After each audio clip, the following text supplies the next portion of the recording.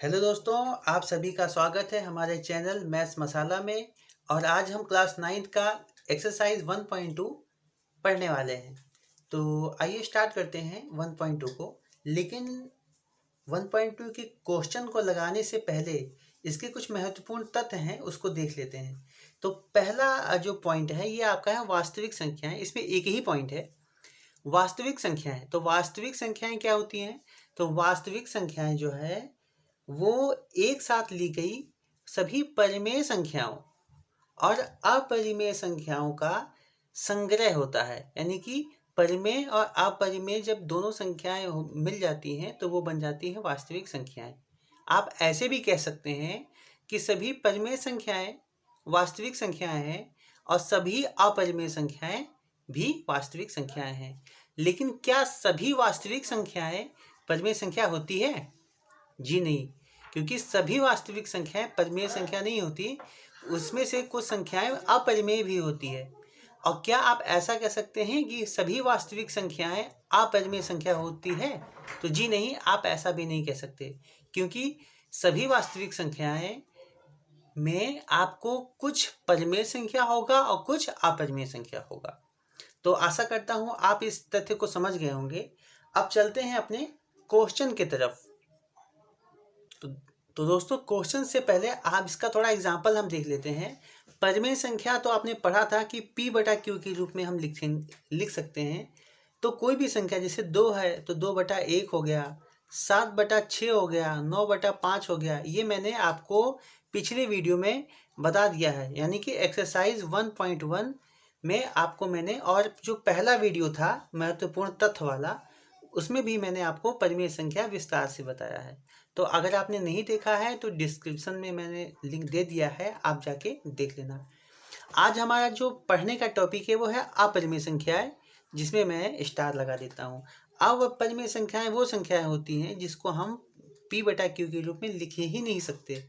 जैसे √2, √3, √5 और उसके बाद एक संख्या होता है पाई।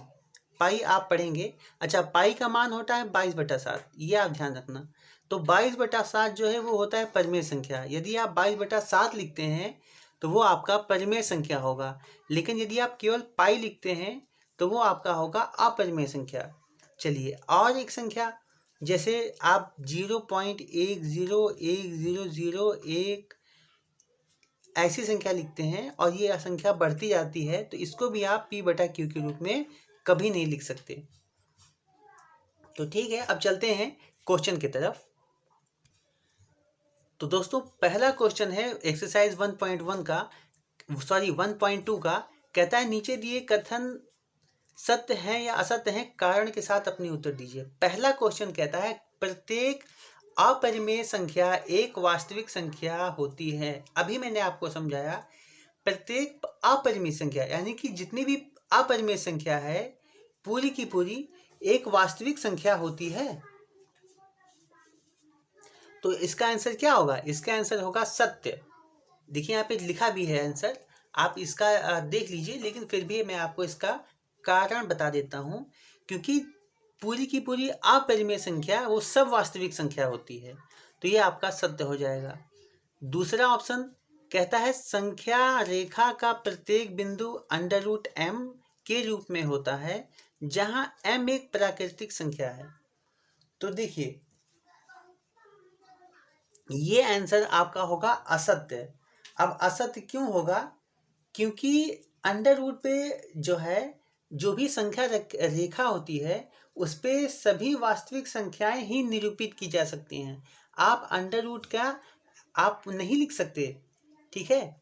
तो यहाँ पे जो m बता रहा है, तो यहाँ पे m तो एक प्राकृतिक संख्या है, लेकिन ये क्योंकि अंडर रूट के अंदर लग गया, तो अंडर रूट का जो भी आपका पॉइंट बनेगा वो आप एक संख्या रेखा पर प्रदर्शित नहीं कर सकते। तो इसीलिए ये आपका होगा असत्य। चलिए, तीसरा है प्रत्येक वास्तविक संख्या एक अपरिमेय संख्या होती है। देखिए, ये पहले ऑप्शन का ही जस्ट अपोजिट है। प्रत्येक वास्तविक संख्या यानी कि पूरी की पूरी वास्तविक संख्या एक अपरिमेय संख्या होती है। क्या पूरी की पूरी वास्तविक संख्या अपरिमेय संख्या हो सकती है क्या? तो नहीं होगी। ये आपका होगा असत्य। क्यों नहीं होगा? क्योंकि पूरी की पूरी वास्तविक संख्या में केवल अपरिमेय संख्या ही नहीं होती, बल्कि परिमेय संख्या भी होती है। तो चलिए ठीक है दोस्त, देखते हैं दूसरा क्वेश्चन। कहता है क्या दोस्तों ये पहला क्वेश्चन जो है आप इसको कर लेना, क्योंकि मैं आपको बता देता हूँ, आप इसको कर लेना और बाकी जो लिखने लायक होगा मैं आपको लिख के समझा दिया करूँगा। दूसरा क्वेश्चन कहता है क्या सभी धनात्मक पूर्णांकों के वर्गमूल अपरिमेय होते हैं? यदि नहीं तो एक ऐसी संख्या के वर्गमूल का उदाहरण दीजिए जो एक परिमेय संख्या है। तो आइए इसको सॉल्व करके देख लेते हैं। दोस्तों दूसरे क्वेश्चन का आंसर होगा नहीं। नहीं का मतलब जो पहला क्वेश्चन कहा था ना कि क्या सभी धनात्मक पूर्णांकों के वर्गमूल, मतलब जो भी धनात्मक पूर्णांक है क्या सभी के वर्गमूल अपरिमेय होते हैं? तो इसका मैंने उत्तर लिखा नहीं। क्यों होगा? आगे कहता है यदि नहीं तो एक ऐसी संख्या के वर्गमूल का उदाहरण दीजिए जो एक परिमेय संख्या है।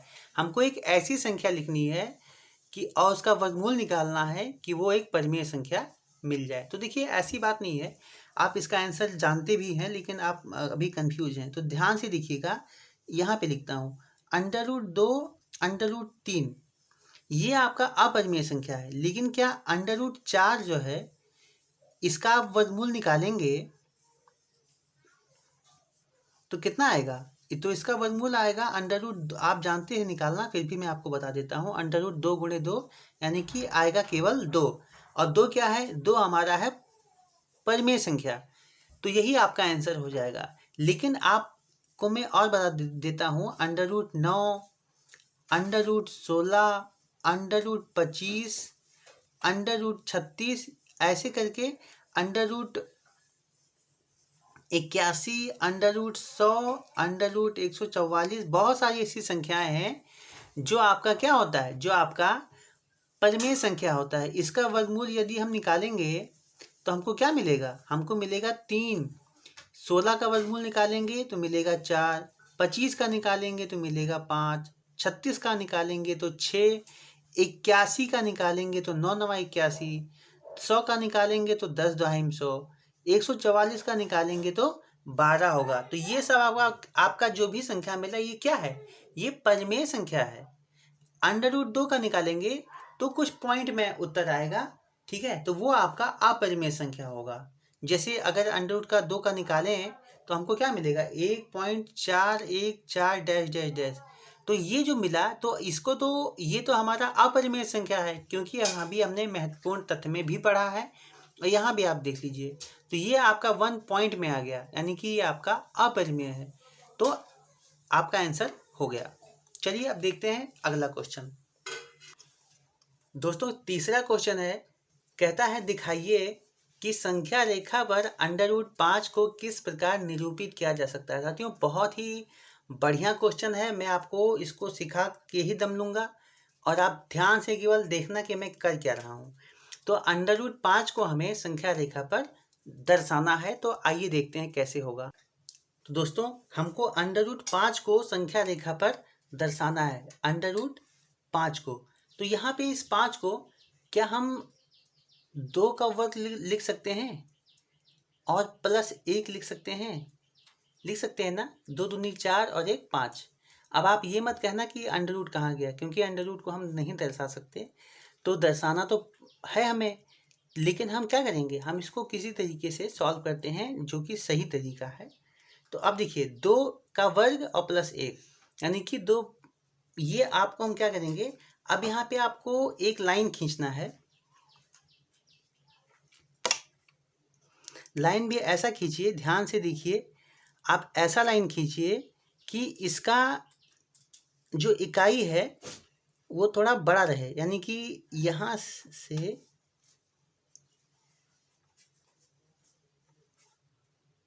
10 तक हमने लिया, ठीक है। और यहाँ पे 8 को एक इकाई मान लेते हैं, 6 को 1 इकाई मान लेते हैं, 4 को 1 इकाई मान लेते हैं और 2 को 1 इकाई मान लेते हैं। अब इकाई मानने का क्या मतलब है, क्योंकि यहाँ पे हमको 2 लिखना है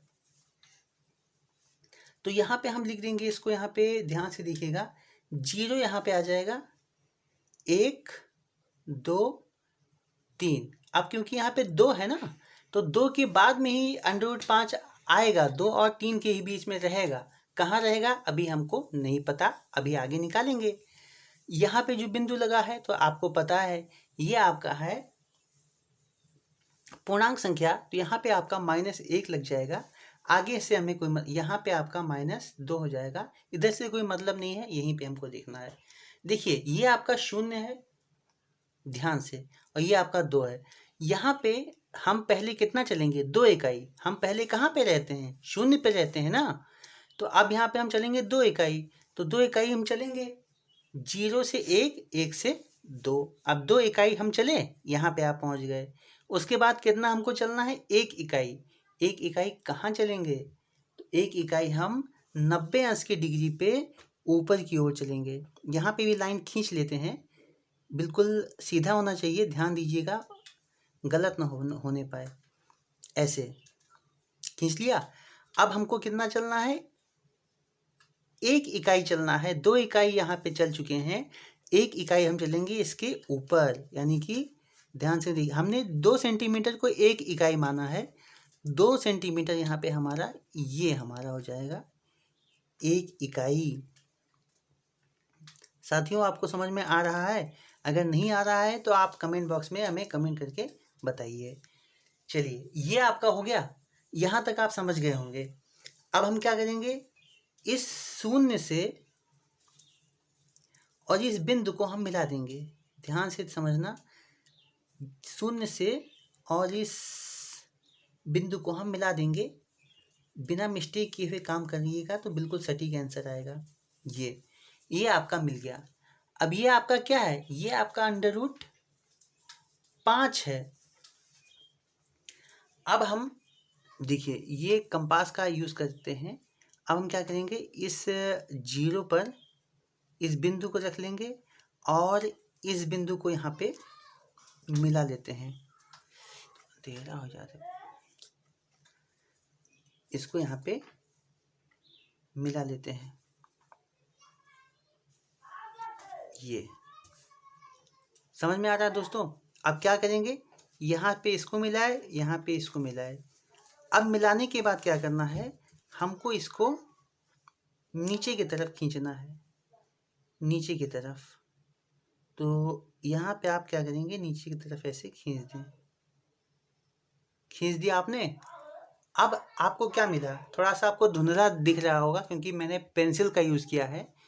तो ये जो बिंदु मिला आपको, ये जो बिंदु मिला,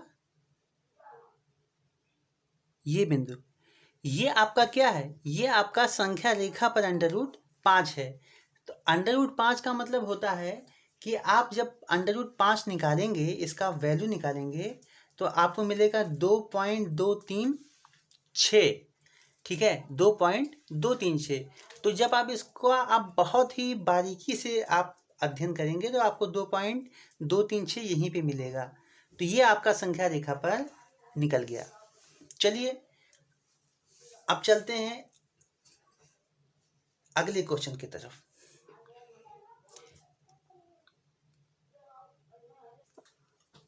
दोस्तों चौथा क्वेश्चन है, कक्षा के लिए क्रियाकलाप वर्गमूल सर्पिल की रचना। सर्पिल माने गोल होता है, ठीक है, सर्पिल आकार। तो देखिए यहाँ पे आपको जो भी लिखा हुआ है, क्वेश्चन बहुत बड़ा क्वेश्चन है, पढ़ूंगा तो बहुत टाइम लग जाएगा। मैं आपको क्वेश्चन को सॉल्व करता रहूँगा और मैं आपको क्वेश्चन भी समझाता रहूँगा। आशा करता हूँ कि आपके पास सामने बुक रखा होगा, आप बुक देखते रहना, क्योंकि मैं बुक से जब भी बताऊँगा तो आप समझते रहना।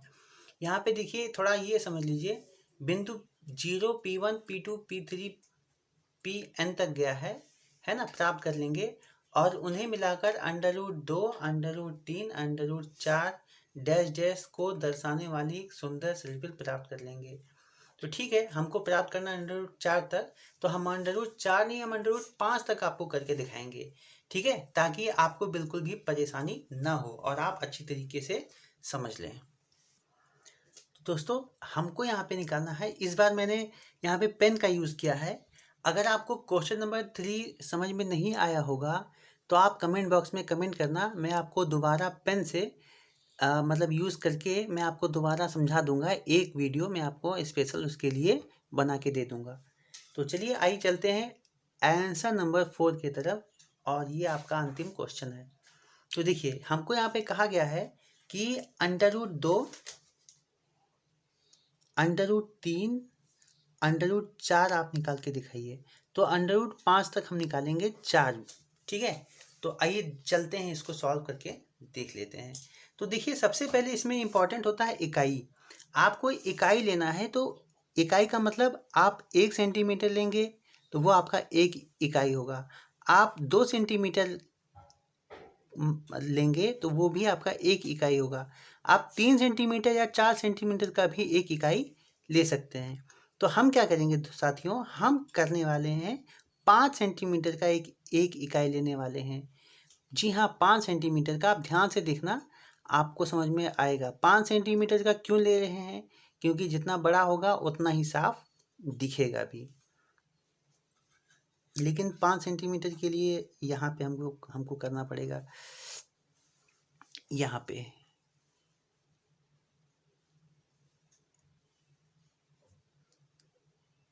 चलिए खींच लेते हैं। 0 से 5 सेंटीमीटर, ये आपका हो गया 1 इकाई। अब सबसे पहले हम क्या निकालेंगे, सबसे पहले हम निकालेंगे √2 को। तो अब इसके बाद क्या करेंगे, इसी पे 90 अंश का 1 √5, एक मतलब 5 इकाई जो है खींच लेंगे।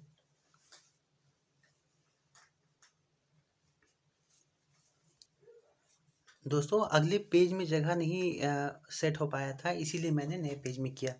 तो देखिए, ये आपका हो गया। अब क्या करेंगे, अब यहाँ से इसको हम मिला लेते हैं। ये जो हमने मिलाया, ये आपका होगा √2। अब क्या करेंगे, अब यहाँ पे ये जो पॉइंट हमको मिला है, यहाँ पे हम 5 सेंटीमीटर 90 अंश पे लेते हैं। देखिए, पहले हमने क्या किया, पहले यहाँ पे हमने इसको 1 इकाई माना है, 1 ही इकाई है ये। 5 सेंटीमीटर हमने लिया, लेकिन ये केवल हमारे लिए क्या है, 1 इकाई। और 5 सेंटीमीटर इसको भी लिया, तो ये भी हमारे लिए क्या है, केवल 1 इकाई। अब क्या हमने किया, 1 इकाई यहाँ खींचा, 1 इकाई यहाँ खींचा, और इसको यहाँ पे ऐसे मिला दिया। ये हमारा हो गया √2। अब क्या करेंगे, अब फिर यहाँ पे ये जो बिंदु मिला, ध्यान से देखिएगा, इस बिंदु पे, तो यहाँ पे भी हमको 90 अंश पे 5 सेंटीमीटर खींचना है। तो यहाँ से भी देखिए, बिल्कुल सही आपका होना चाहिए। 5 सेंटीमीटर यहाँ पे हम खींच लेते हैं ऐसे। ओह सॉरी, गलत हो गया थोड़ा सा। ये आपका यहाँ पे होना चाहिए, यहाँ पे होना चाहिए, थोड़ा ऊपर हो गया। ये आपका यहाँ पे होना चाहिए। अब हम क्या करेंगे,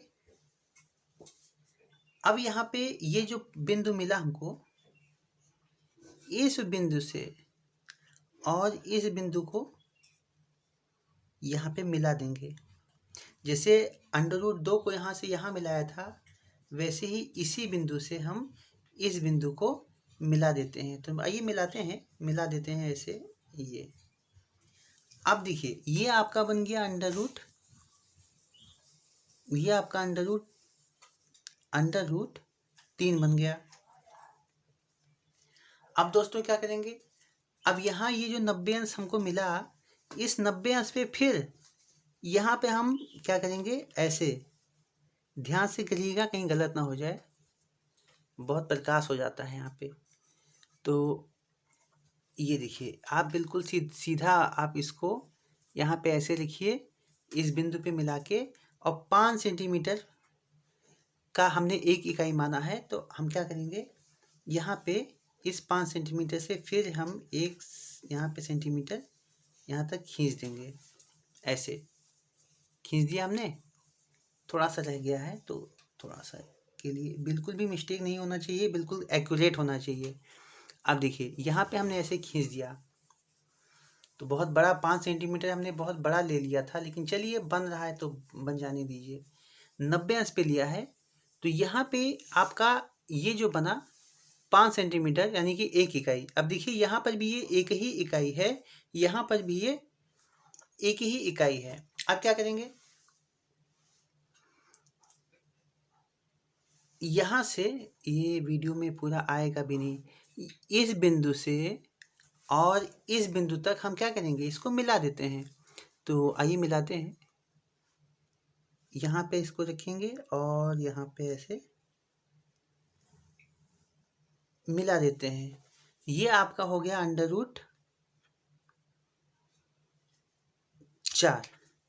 मैंने आपको बताया था मैं आपको √5 तक बताऊंगा, तो अब आप जान ही गए होंगे, आप खुद निकाल सकते हैं। बहुत ही आसान हो गया, आपको समझ में आ ही रहा होगा। यहाँ से हम फिर क्या करेंगे, फिर एक ही इकाई लेंगे जो कि हमारा 5 सेंटीमीटर का है। तो बहुत ही ध्यान से इसको रख के ऐसे हमारा ये यहाँ पे आया, यहाँ पे बिंदु आया और इस बिंदु को यहाँ से ऐसे मिला देंगे।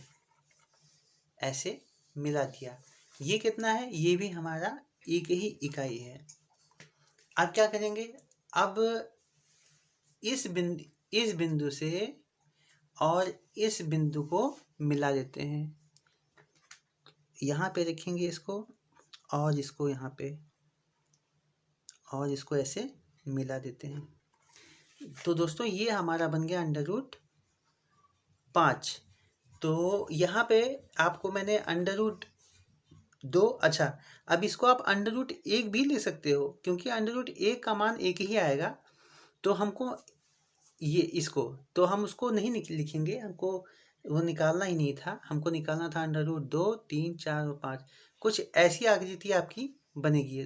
थोड़ा आप देख लीजिए, वीडियो में थोड़ा छोटा कर देता हूँ, आप इसको देख लीजिए। कुछ ऐसी आकृति आपकी बनेगी। ये आपका है √2, ये आपका √3, ये आपका है √4 और ये आपका है √5। एक बार और मैं आपको समझा देता हूँ। पहले हमने क्या किया, हमने 5 सेंटीमीटर का एक इकाई लिया, यहाँ पे एक इकाई खींचा यानी कि 5 सेंटीमीटर खींचा, और यहाँ पर भी एक इकाई खींचा 90 अंश पे। ये सब आपका 90 अंश है, ये मैं आपको बना देता हूँ। 90 डिग्री पे खींचा, तो जहाँ भी ये पॉइंट गया वहाँ से मैंने एक लाइन इस बिंदु पे मिला दिया। ये आपका √2 हो गया। अब ये बिंदु जहाँ पे भी ये जो लाइन आया, इस पे भी हमने क्या किया, एक ही इकाई खींचा जो कि 5 सेंटीमीटर का था, और जहाँ तक ये गया उससे हमने वापस इसी बिंदु पे मिला दिया, और ये जो रेखा बनी ये √3 बनी। उसके बाद हमने क्या किया, ये जो रेखा बनी इस पे हमने फिर 90 अंश पे एक इकाई खींचा यानी कि 5 सेंटीमीटर खींचा, और जहाँ तक ये एक इकाई गया वहाँ से हमने फिर इसी संख्या को इस बिंदु से मिला दिया यानी कि √4 बना दिया।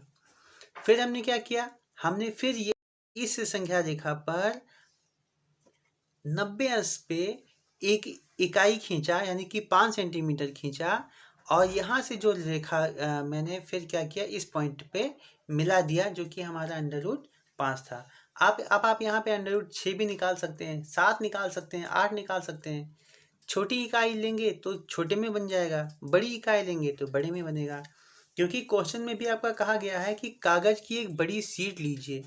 तो हमने क्या किया, हम तो एक छोटे से कॉपी पे बना रहे थे, तो थोड़ा दिक्कत हो गया, इसमें ये सब आ गया है, लेकिन कोई प्रॉब्लम नहीं है, आप समझ गए होंगे।